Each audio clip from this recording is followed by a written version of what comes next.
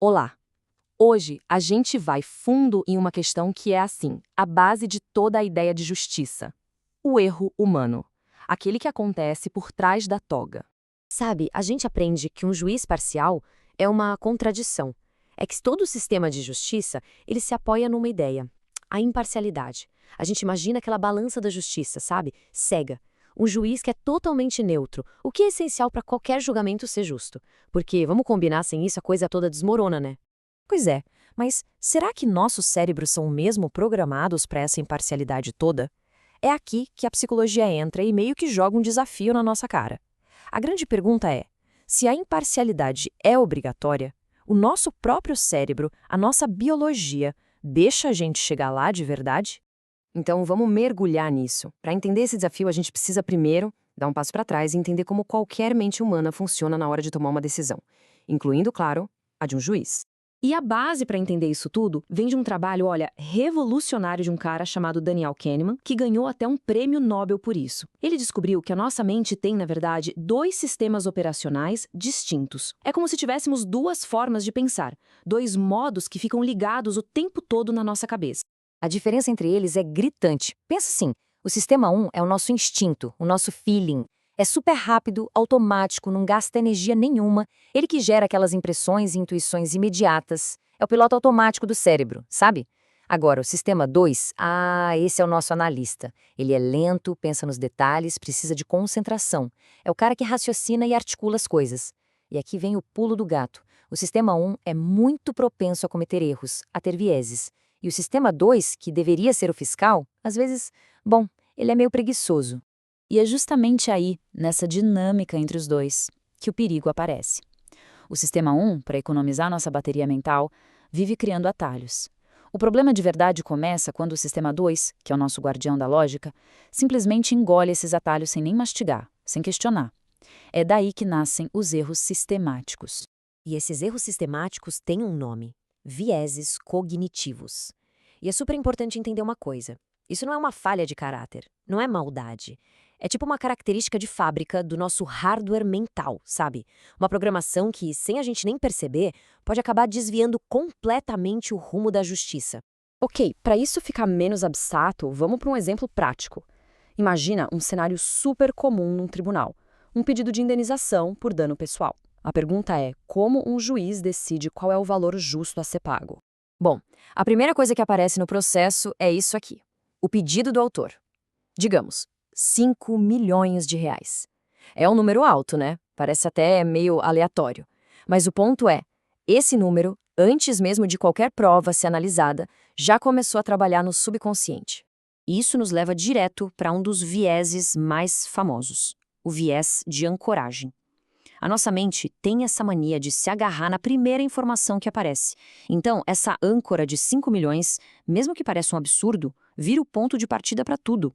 Todas as discussões, todos os cálculos mentais vão, de alguma forma, girar em torno desse valor, puxando a decisão final para mais perto dele.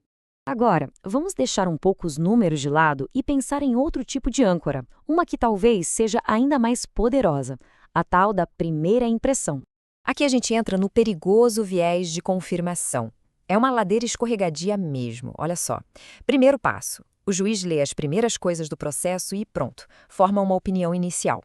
Segundo passo, a partir daí, o cérebro dele no piloto automático começa a procurar e dar um valor enorme para qualquer prova que confirme essa primeira opinião. E o terceiro passo, claro, é que ele começa a diminuir, ignorar ou até distorcer as provas que dizem o contrário. E a coisa piora com o que a gente chama de efeito de trancamento, ou lock-in effect. Pensa bem, depois que um juiz dá uma decisão inicial, tipo uma liminar, ele já se comprometeu com aquilo, já investiu tempo, reputação. Psicologicamente, fica muito mais difícil voltar atrás, mesmo que apareçam novas provas. Existe uma pressão, até inconsciente, para ser consistente com a primeira decisão.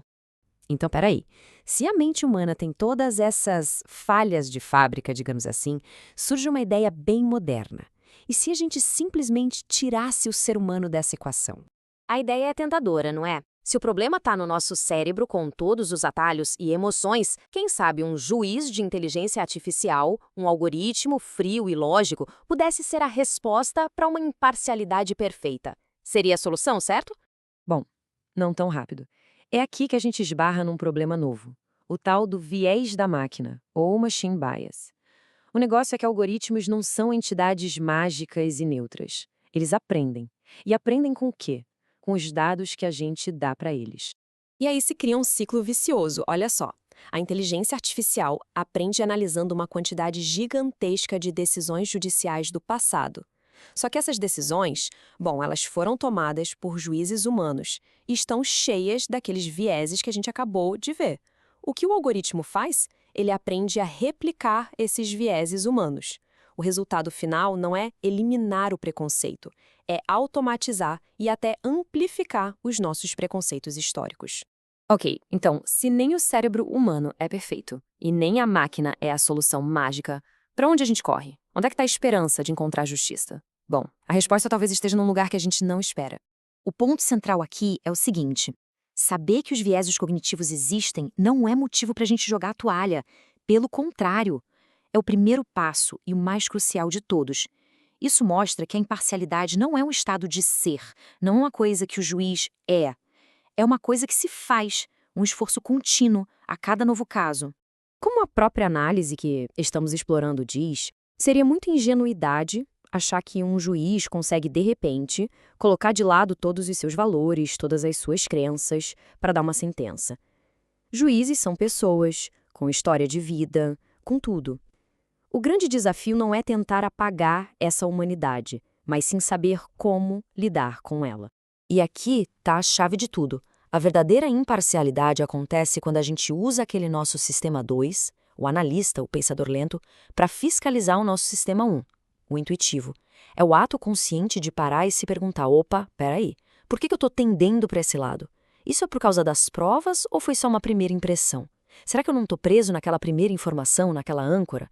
No fim das contas, talvez a maior ferramenta da justiça não seja o martelo, seja a autoconsciência. Talvez a imagem da justiça não devesse ser só a balança e a espada, talvez devesse ter também um espelho. Porque a arma mais poderosa para construir um sistema justo não é algo externo, mas essa capacidade de olhar para dentro e se questionar. E essa é uma reflexão que com certeza não vale só para os juízes, mas para cada um de nós.